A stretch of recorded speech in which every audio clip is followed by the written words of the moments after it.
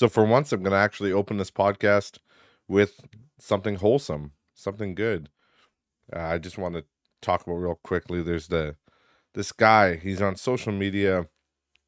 I have him on Instagram, but I don't know where else he is. I'm sure he's on every social media, guys. Let's be real. But his name is the King of Chemo, and he apparently has terminal brain cancer, and he knows he's gonna die. I know that doesn't sound very wholesome, but he's got this whole social media presence called the King of Chemo, and it's all about him not giving a fuck that he has terminal brain cancer and just living his life, and he wants to just fight against it and raise as much money as possible. So he's created this channel basically shit talking his own cancer, and he doesn't even ask people to donate. He just wants people to get more views on the video so he can get sponsors that will help um you know give him money to give towards the charity event, because he knows he's going to die, but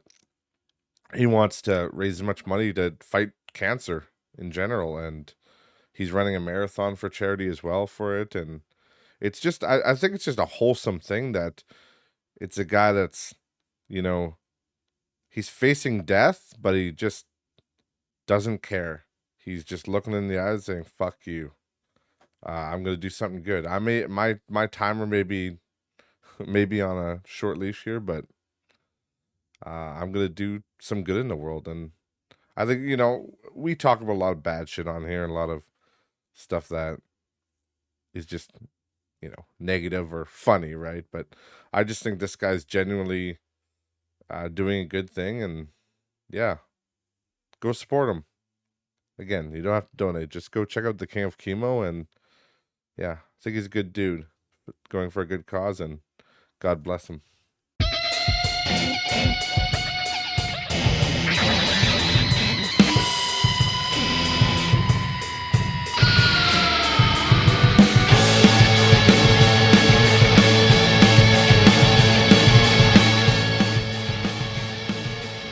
Welcome everybody back to Not Rich Just Bored, episode number 91. Woo! Yeah, it's been a week. Been a very busy week, unfortunately, but well, maybe fortunately, I'm just happy to be around. Just happy to be. After watching, I was watching before the podcast, I was watching some of those King of Chemo videos, and I was just getting pumped up. I'm like, fuck yeah, that's what we need more of. Oh, sorry, my glasses just fell off. I got so excited, I blew my glasses off. But that's what we need more of, is just positive people in our world and positive people in our lives that just have that outlook on life.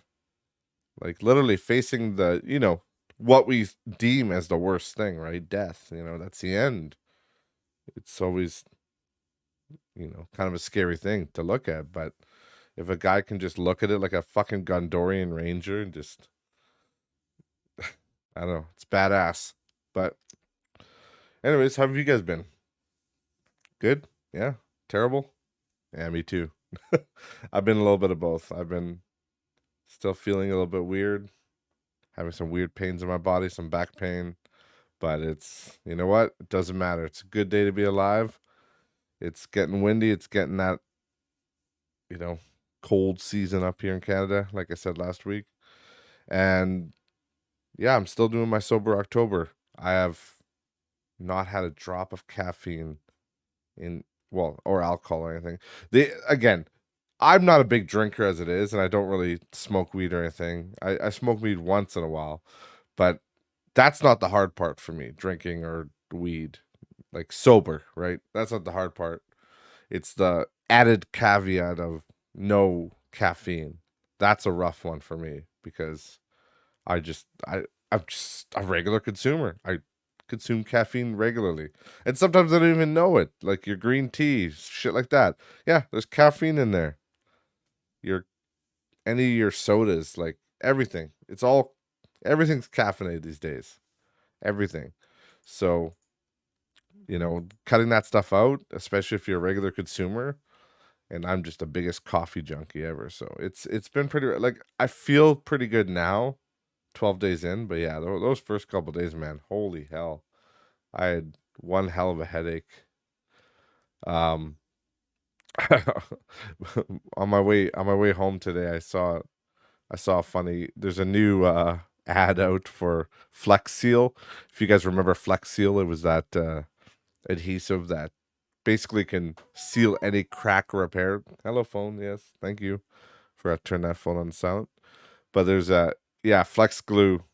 It'll like there's Flex Tape originally that could seal up any like patch repair anything just by kind of taping it on. And then there's Flex Glue, which is like a silicone basically sealant, something like that. And then now they've got Flex Super Glue. And the thing about Flex Flex Tape is that they always have to have an insane commercial with Phil Swift. It's always got to be something just out of control that he's doing. And it's funny because there was only like a 20-minute advertisement uh, for this Flex Super Glue, and he just glued this hook. It's like a hook that has two weights above it that are hooked together, and he just connected the two pieces of metal together with this Flex Super Glue, just one drop, and then they use the hook that's on it to lift like six. It's showing like 6,000 pounds, like 6,150 pounds is what it shows in the thumbnail. It's showing it carrying that much cinder blocks. And I just like every time I watch those, I'm like, God, I'm like, they're really good at selling stuff, but there's no way that's true. There's just, I really can't see that. There's no way that that glue is that strong that it can hold like 6,000, like a few, what's that, a few tons? How many tons is that? I don't know. It's like 3 tons or something. But like, there's no way that a fucking little piece of super glue can hold 3 tons of cinder blocks. I just refuse to believe that. It's it's crazy. So, but it always makes me wonder though, is there a legal recourse for that? Like what if somebody believes that and they like say they have a crane. I'm not saying this would happen. This probably wouldn't happen, but what if somebody had like a crane or a backhoe or whatever, what have you, and they had a hook on it, and they're like, oh, it's broken, but oh, we just put a piece of super glue on there, and way to go, we can use it now. It can carry up to 3 tons. Good. Like, I'm sure there would be some legal recourse, but there must be something that they have in the fine print that says like, do not try this at home, or this is an exaggeration. I've never read their terms of service or anything, but it just always makes me wonder. I'm like, there's probably some idiot out there that's tried that, because even though it says it does it, I don't know. I don't think I'd be trusting a big old crane carrying 3 tons to a shoddy little piece of glue. But yeah, I love that. Another funny thing that I saw made me laugh was there's this video going around, and it's just this old guy, and it's like a retirement home or something. It's like a retirement home, I'm assuming, or an extended care home. But it's this guy, and this nurse is going up to him, and then she's like, "What can I do for you?" And he's just like, "You could suck my dick." And then like he goes on. It's like a 2 minute video, and just every time, and she's like, "That's inappropriate. You know that?" And he's like, "Yeah, I know it's inappropriate." And he's like, "But I want you to suck my dick."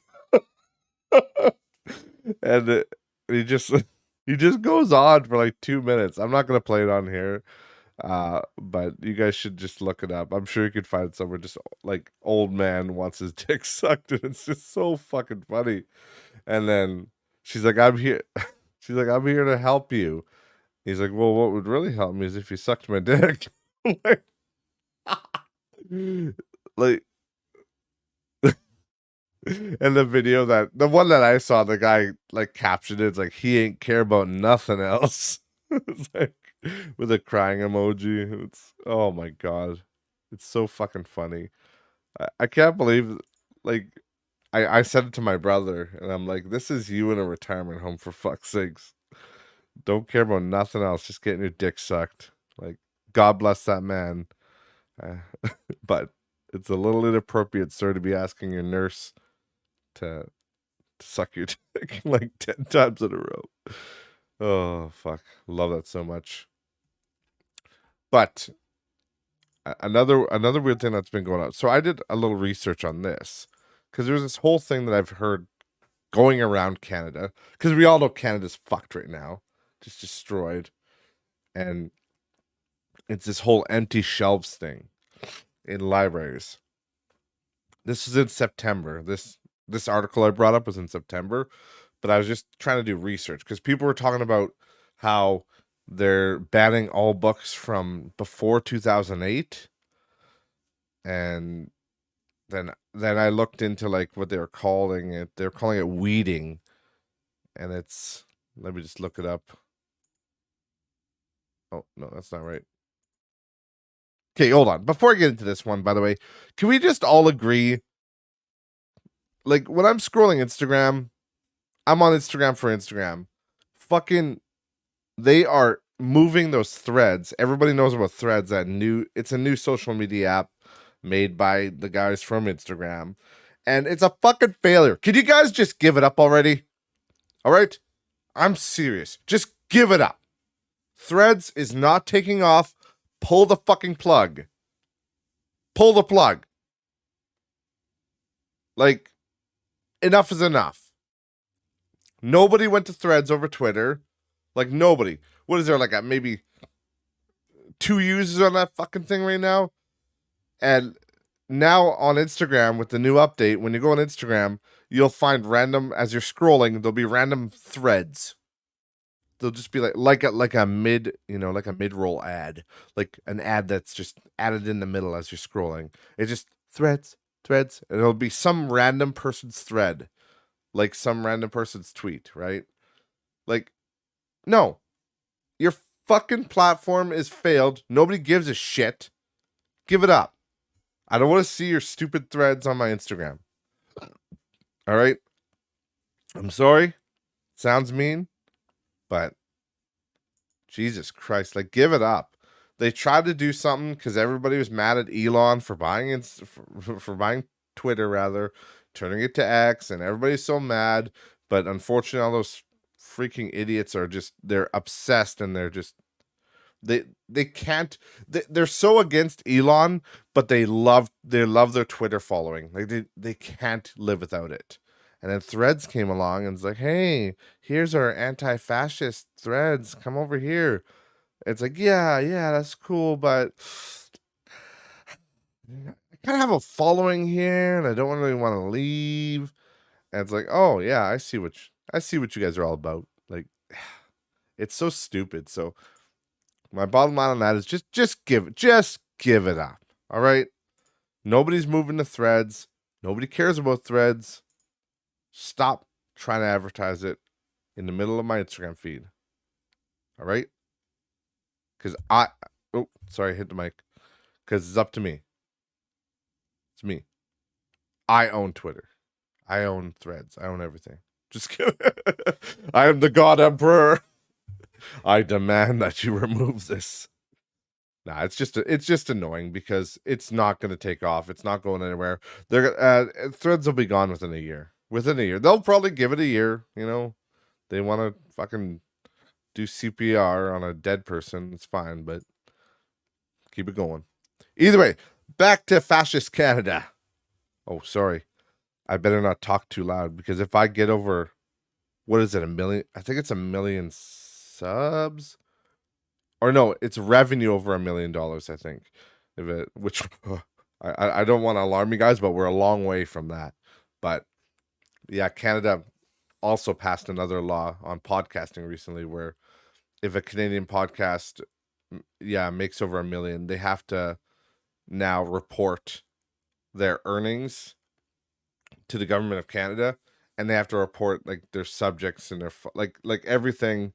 Basically, everything you do has to be approved by the Canadian government. Just more fascist shit that we're doing. Thank God I'm not a big podcast right now. I mean, we're going there, guys. We're gonna get bigger. Don't worry, we are. I believe. I am what do you call it? Manifesting it. I'm manifesting it right now. We are gonna be easily top 5 podcasts. 5-10 years down the road, don't even worry about it. We're gonna be huge. But this man, I'm sorry, but it is really embarrassing to be from Canada right now. It really is.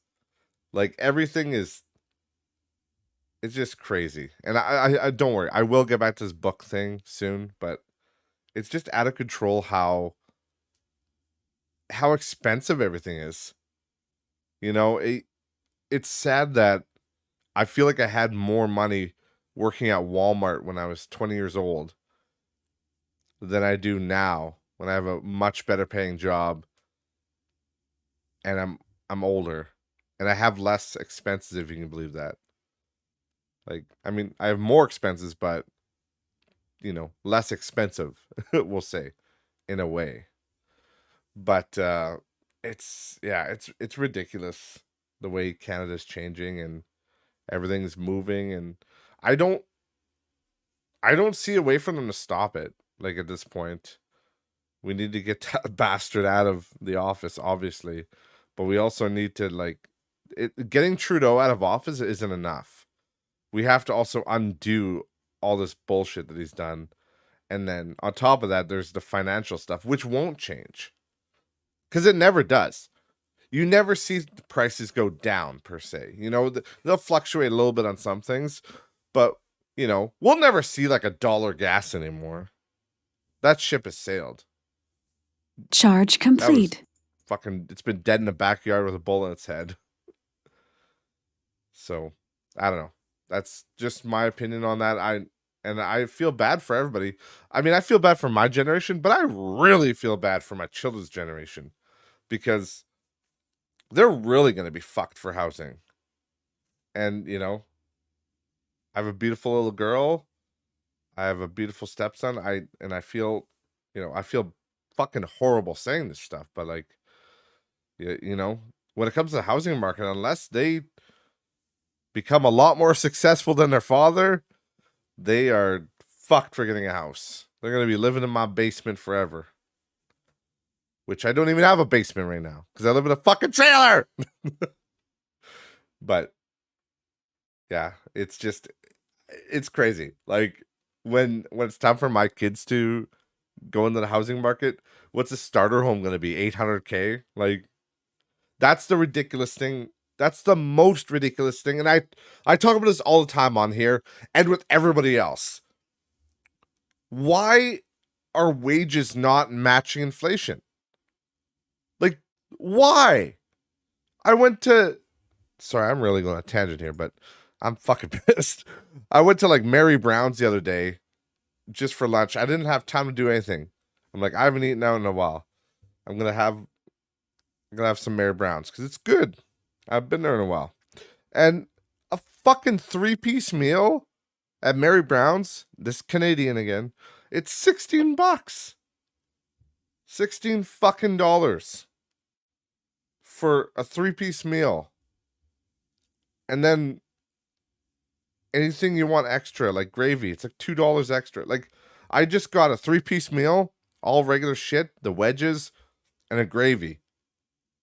That's it. And it was $20. It was $20 fucking dollars for one person. Like, I just don't get it. I don't get why everything's gone so fucking insane. That same meal, like, just 10 years ago would have been like $12, $13. Like, if I had that meal with a poutine back in the day, like, if I got all the fixings, like a poutine, maybe like a chicken poppins or something, it'd be like $18. If I got chicken poppins and a poutine, like, chicken poppins are like $5 alone, but it'd be that much. But now it's like a basic meal is $20. Like, come fucking on. And groceries aren't much better. Groceries are gross too. The only thing that hasn't changed much to me is like bread. Bread has been pretty goddamn consistent. You know, but even it's gotten more expensive. You know, you could usually get a nice loaf of bread for $2 around there, hopefully. But like a lot of them, that's just on sale. Some of them are up to $3-4. It just, I don't know. It's a scary world. It's a scary world. But let's get back to this book shit so I can fucking rage quit this podcast. Just kidding. I'm not gonna rage quit because we're gonna be the number one number. We're gonna be top 5 for sure. I don't know why I'm talking like Andrew Tate, but I am top 5 for sure by 2030 for sure. And we'll have very big penises. But either way, this whole book thing. Now, again, I'm kind of a moron sometimes. So, not always the best at fact checking. And this is CBC, so I assume they're telling the truth. I mean, I assume they're lying, but also, you know, I assume they're telling the truth about this. But there's this whole books published in 2008 have been removed from school libraries amid confusion around new equity-based process. And now this new process is called equity-based weeding, or sorry, equity-informed weeding. This comes from Canadian school libraries. And it's just ensuring that the collection shows multiple perspectives, reflects and is responsive to the sociopolitical context. So, I didn't want to talk too much about this, but let me just say this. When has it ever been a good thing to burn books? You know, again, we're not burning them, we're just removing them, but the analogy's still there. It's the same shit. You're getting rid of them. You're getting rid of them. Landfill, fire, dumpster fire, doesn't matter. You know, remember a certain library called Alexandria? Remember that bitch got burned up? We lost a lot of secrets, supposedly. And I'm not saying Harry Potter is gonna change people's lives in 2,000 years from now or 1,000 years from now, or the Hunger Games or anything like that. I'm not saying any of those books are gonna be, life-changing for people in the future, but there's gonna be a lot of books that get thrown out that could be helpful, could be useful. And I don't think anything good has ever come from censorship like this. Just censorship in general pisses me off. Because a lot of people should be able to understand the difference. So they said it's to get more diversity in there, like more diverse authors and more diverse points of view, and to stop racism is what they said in there too. Was they wanted to get rid of racist books because some of them had, yes, there are some books that had like racist names or whatever. Like Huckleberry Finn did a couple, there's racist terms in there. I'm sure I've heard of it. I never read that book, unfortunately. It was not part of our curriculum. Sorry, guys. But I know there's some unfavorable language, we'll say. But what I gotta say to that is, who gives a shit? Who cares? It doesn't matter. People can read shit. It's fine.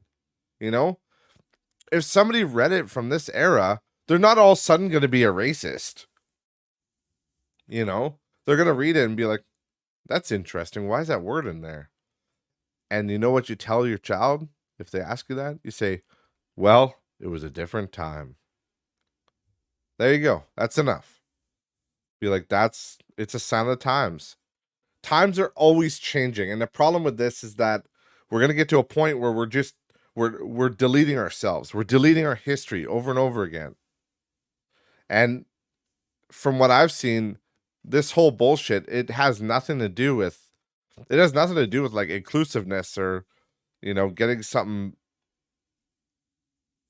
getting this. It's not about having different perspectives. It's about having the perspective that whoever's doing it, it's their perspective. So if this person that's weeding out books, if they're a hardcore conservative, They're going to get rid of all the liberal literature, you know? And in this case, they're liberal people, so they're getting rid of all the conservative literature. Anything like that. They're going to have their own bias, and that's where the problem is. They are selectively weeding out things based on their own biases, and that's not right. It's stupid. Like, it just makes no sense to me. It makes no sense to me to get rid of any of these books. There's no, if it's a book that's called like How to Be a Nazi in 5 Simple Steps, okay, fine. I'm gonna listen to you a little bit. I still don't think it should be banned. Maybe get out of school, but whatever. People should have their own books. It's fine. But I don't think it'll be a very popular book if it's about that, because most people don't want to be a Nazi. But I don't know. I think this is dangerous. I think it's a slippery slope, and I think it's just the trajectory that fucking Canada's on right now. We're deleting our own history. We're pretending that we care about things that we really don't. And it's just stupid. Everything is changing for the worst. For the worst. The worst, not the worst. But, pretty much the worst. The other thing that's absolutely insane is the fact I saw. So this was at our office. We were, we go into our back door into our office every morning, and there's this little alcove where our back door is, and homeless people always like to fucking hide up in there, every night. So they always, they usually have something there left in the morning. Sometimes there's crack pipes and shit like that. But I was alarmed this morning when I came in. Well, sorry, not this morning. This was a few days ago. And I found on the ground there was a shattered crack pipe. And there was, these little vials and like weird shit. I'm like, Jesus Christ. And it just pisses me off, because every morning I come in to work and we got to clean up fucking something. I get it. There's homeless people. That sucks that you're homeless, but like, there's always fucking shit there. And you know what? We don't want to be stepping over that shit. All right. At our offices, anywhere. And just down the street, because I found something interesting on the ground. There was this little pamphlet. And the pamphlet, I'm not even making this up. The pamphlet said, How to Smoke Crystal Meth Safer. And I said, this has got to be a fucking joke. Like, I thought it was a joke. I thought one of these homeless people made it up as like somebody printed it out and gave it to them as a joke. But it's not a fucking joke. It's got the fucking Prairie North, like Saskatchewan has their little health fucking group, whatever it is, Prairie North, I think it's called. But they have their health authority stamp on the bottom. It's an actual document from Sask Health, and it's like how to smoke crystal meth safer. And they're giving them crystal meth and crack pipes for free. Like, people with diabetes, you don't get insulin for free. But we're giving these fucking crackheads drugs for free. We're enabling them. And I know people are saying that my buddy had explained to me, and he let me be clear, he's against it as well. He's against what they're doing, but he explained to me what their explanation is for doing this, and it's so that they don't tie up as much ambulance resources by giving them safer drugs and then telling them how to smoke it safer. And I get that. I get what you're trying to do. But you're stupid. You're really fucking stupid. You're wasting our fucking hard-earned taxes on drugs and bullshit to get people high. Like, you're just keeping them in the loop. That's all you're doing. It's like, oh, well, we don't want to tie up ambulance resources. Fuck the ambulance resources. Let the fuckers die. Like, I'm sorry, and that sounds really harsh, and it is harsh. But, like, we got to get to a point where we're like, what are we going to do? Because there's real people that are sick, and they got real problems. You know? It's really hard for me to be sympathetic towards people. Like, these people that are just, they've ruined their lives with drugs. And we've talked about it on here before. And people have always pushed back on me. They've always argued, well, addiction's not a choice. Well, doing a drug is a choice, guys. Doing those drugs is a choice. Yes, it's a technicality. You didn't get addicted by choice. No. But you did the thing and you got addicted. And you know it's addictive. Everybody fucking tells you. Everybody that went through any kind of schooling has gone to a DARE program. We all know. We all know. So don't fucking tell me that people don't know it's addictive. They do know. They just want to party. They just want to have a good time. And I know it is a complex issue because there's mental health shit and there's, sexual abuse people that they turn to drugs, and I get it. But I don't think giving any of these people more drugs and wasting everybody's hard-earned money, the taxes that could be going towards better things, maybe affordable housing, so people actually weren't homeless and they could have a place to live. Because there are some legit homeless people that aren't drug addicts. They're literally just homeless because the cost of living has gone ridiculous. How about we help those people? Because there's hope for those people. There is. And I think there's hope for a lot of the homeless people too. And if they clean up their act, they could turn around. Remember in, what was it, A Knight's Tale? I'm going to change my stars. I think everybody can change their stars. But I just think there's certain places that we need our resources, and giving drugs to addicts is fucking not the answer. Better resources, counseling, meetings, AA, Narcotics Anonymous, whatever they are, anything like that. That's where that money should be going. Not to give drugs to people who are already addicted to drugs. Like, I just couldn't believe it. I couldn't believe I read a pamphlet that said how to smoke crystal meth safer. It's just, woo! We're down the rabbit hole now, kids. Like, just think about the logic. I said it earlier. They get free drugs to stay on the streets with, but somebody who has diabetes, you don't get your fucking diabetes medication. You don't get your insulin for free. You don't get your injectors for free. You don't get, your blood test kits, whatever they do. You don't get any of that shit for free. No, you gotta pay for that, motherfucker. You chose to have diabetes, you fat fuck. Like,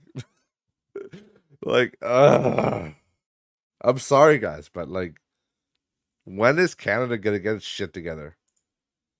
Everybody always praises Canada for like, oh, we got free healthcare. It's like, yeah, but it's fucking, when you get what you pay for, son. Like, I do love free healthcare. I do love our socialized medicine, and I do think it's the way to go, for sure. But I think we also spend a lot of money on horse shit. But anyways, sorry, that was a bit of a rant, but it's the way it goes sometimes. So the last thing I want to talk about before, well, it might be the last thing. We'll see. But I want to talk about Starfield. So, oh, sorry. Smashed my pop filter off my mic. No big deal. Okay, we're back to normal here.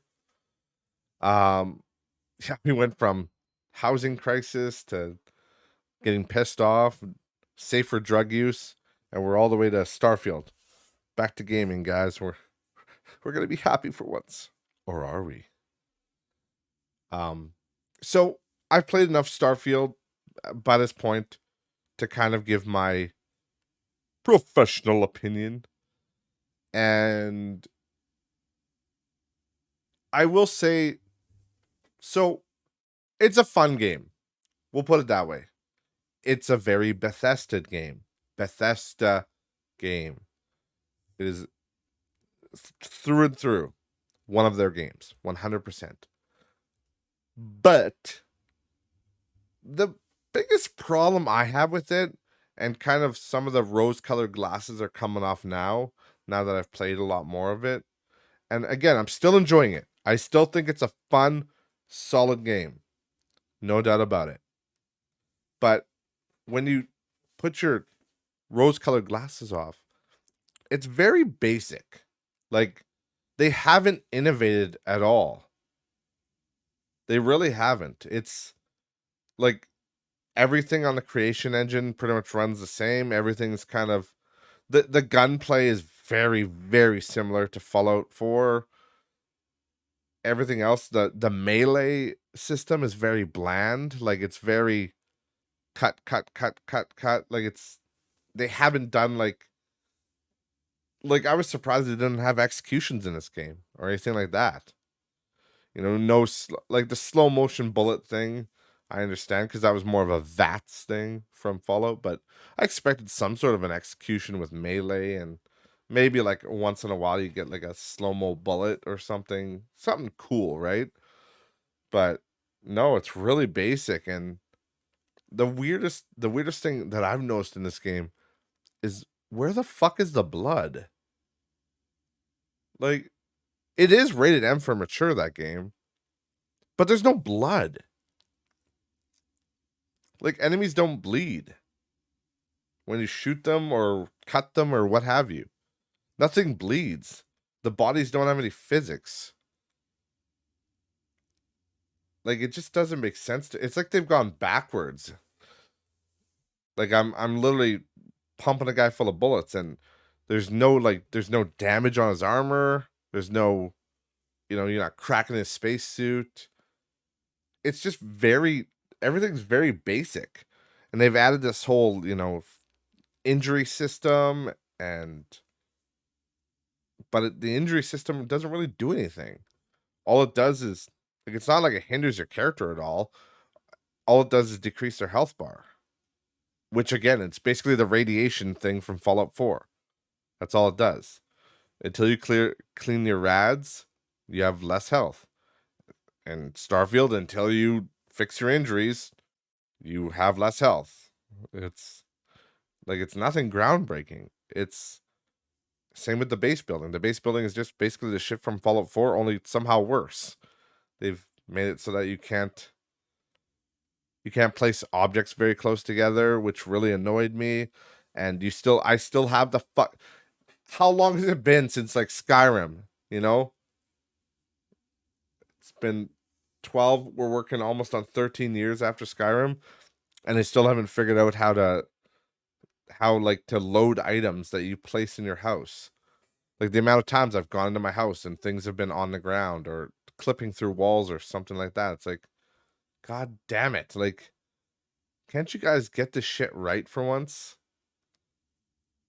And when it comes to the planets, I honestly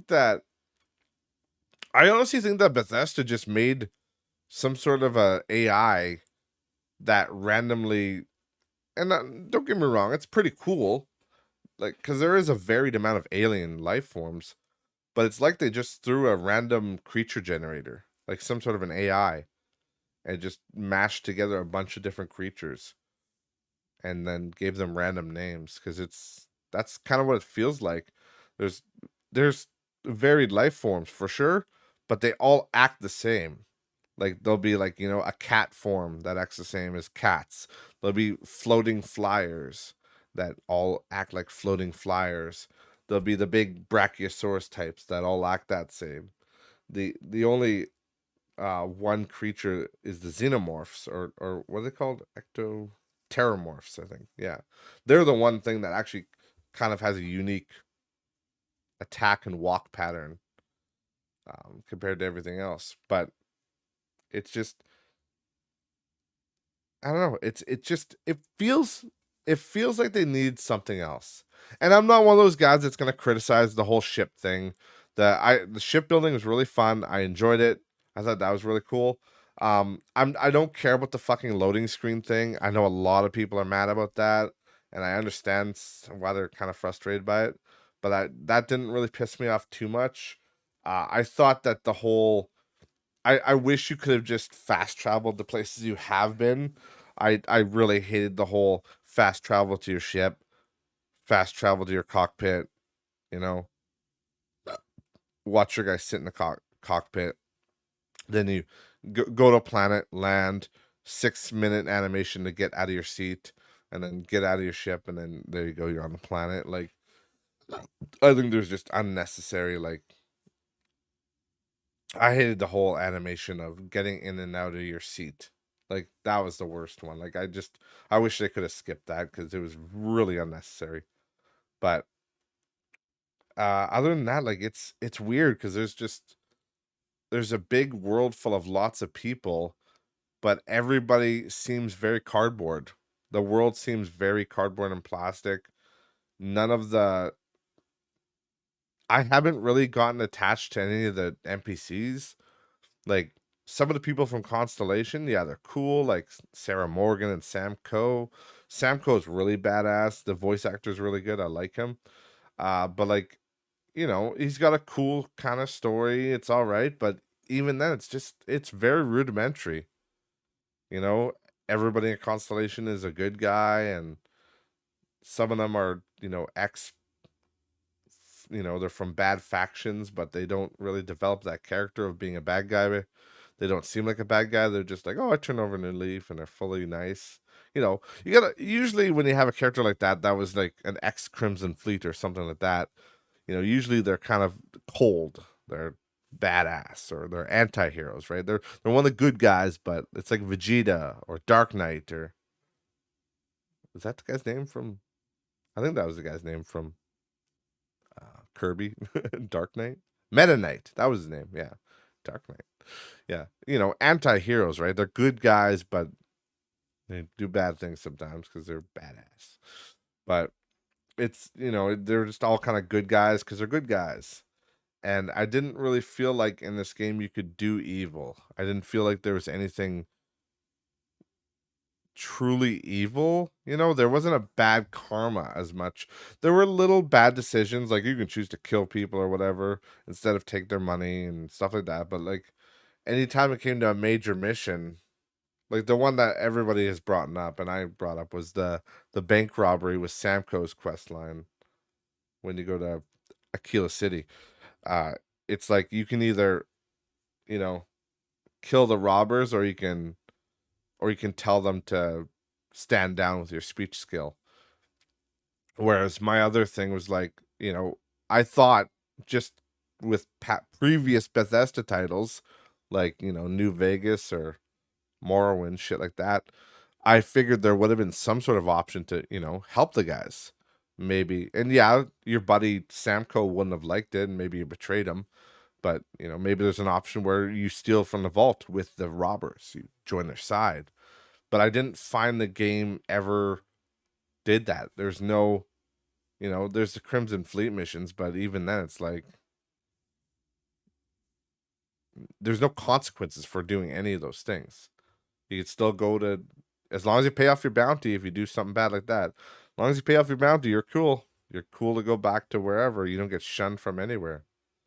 It's very strange that way. So I don't know. Again, I like the game.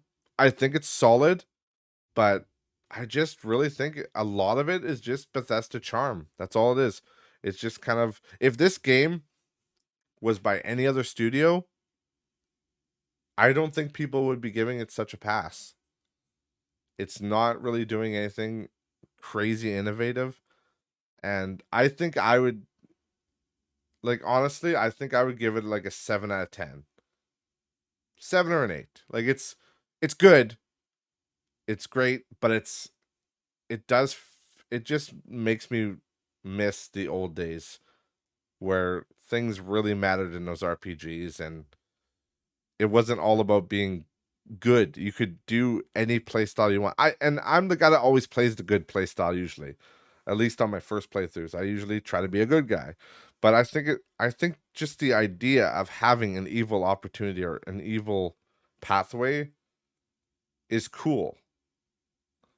But I don't know. It just seems a little weird. And the one thing too that I was really hoping they didn't do in this game, but of course they fucking did it, was they added the whole essential NPC thing again. Fucking again. Yet again. I'll say it again. Again. That was a lot of agains. I'm sorry. But they did it again. Just said it. Okay, I'm not gonna say that word it.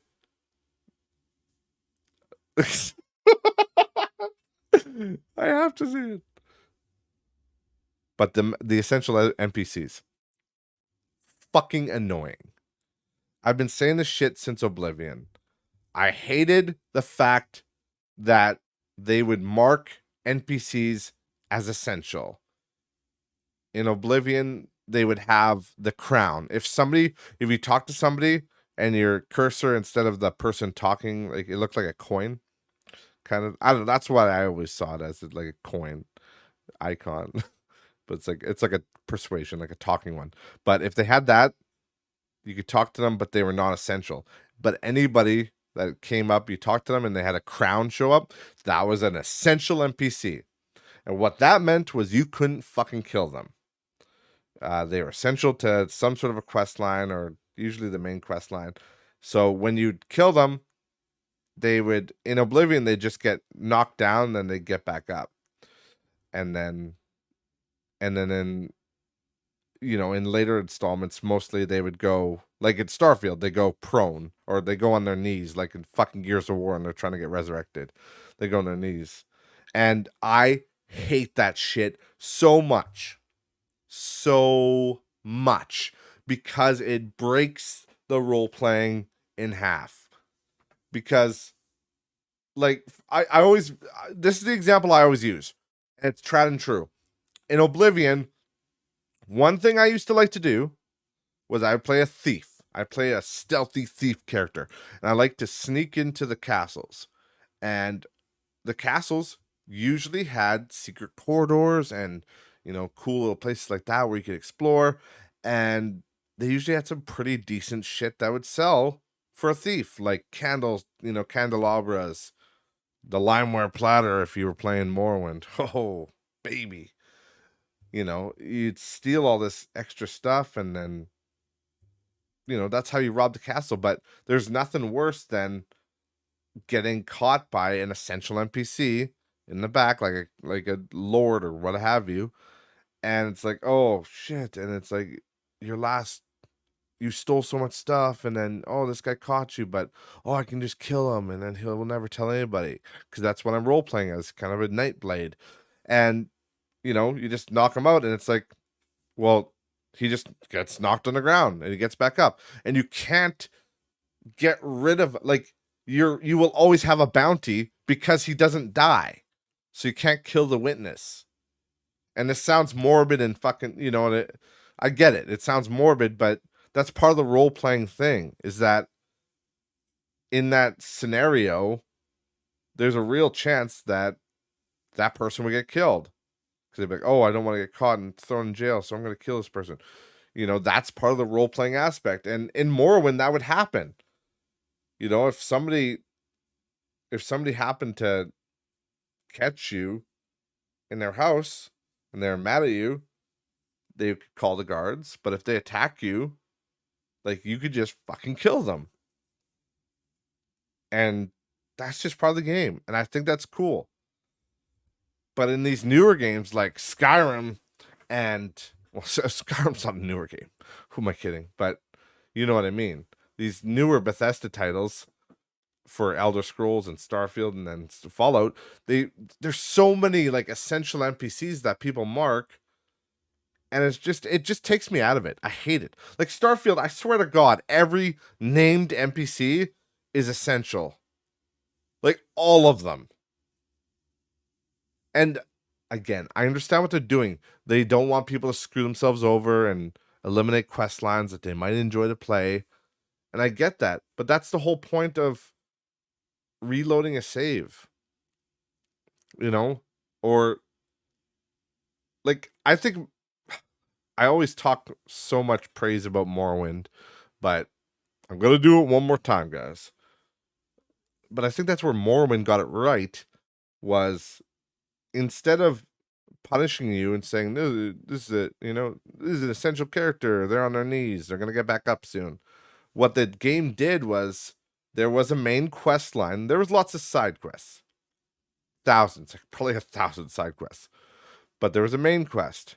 And if you killed somebody and they happened to be intertwined in the main story, there was a little pop-up that said, the thread of the prophecy has been severed. Restore a saved game or live in the doomed world you have created. And I think that is perfect, because what that does is it tells the player, hey, this person you just killed is essential to the main story, but we're not going to ruin your fun and just make them unkillable. We're just going to tell you, hey, you've doomed the main quest and you will not be able to complete it. If you're okay, good. But otherwise, reload your save. That's perfect. I like that a lot. That's great. I would much rather have that than this whole essential NPC where they just get knocked down. And same with followers. Like followers, in newer games, they don't die. They just they get knocked down, but they get up again. You're never going to keep them down. Love that song. But, they get knocked down. And again, it's just kind of a babying. And it's like, well, people don't want to lose their friends and don't want to lose their followers. It's like, well, yeah, that's why the whole point of like healing others. There's spells where you could heal others, or make a system where you give them potions or something. There has to be something like that. Like, it's just, there's no, that's why the meta in these newer games is to have a follower. That's the meta, because your follower can't fucking die. So it's just free damage. If you don't have a follower, you're missing out on free damage. And yes, I know Fallout and Starfield both have perks that help you travel alone, like the Lone Wanderer perk, I think it is, or something like that, or Lone Gun. I can't remember what it was called in Fallout, but in Starfield there's a perk where Isolationist or something, I think it is. But yeah, you get a perk for traveling alone. And yes, I get that. But it's still the meta for me is that you would travel with a companion, because there's no downside. They carry your shit, and yes, during stealth they're annoying. I understand that. But for the average player, they carry your shit, they have unlimited ammo in their gun, and they're good to go. Like, there's really no downside. But if you had to keep them alive, that's different. That's where, the old school RPGs, like there was that one, what's it called? Morrowind. Yeah, that's right. Morrowind. If you had a follower for a quest or what have you, you had to keep them alive. And yeah, it was pretty fucking annoying sometimes, because yeah, they were slow as Triceratops shit in that game. But at least, there was that sense of, I have to protect this person. I am, I am their protector. This is my quest. This is what I'm supposed to be doing, protecting this person, or escorting, or what have you. Or they're my follower, they're my friend. But it's my job to keep them alive. That's part of the deal. But it's like, no, these new games, no, it's boring. They have infinite ammo. They just fall over. They'll get back up soon. Don't worry about it. But I don't know. Maybe you guys like it. Maybe don't. Let me know in the comments. I'm done rambling for today. So thank you guys, as always, for listening. Remember, links to all social media are in the description below. And I will see you next week. Bye, guys.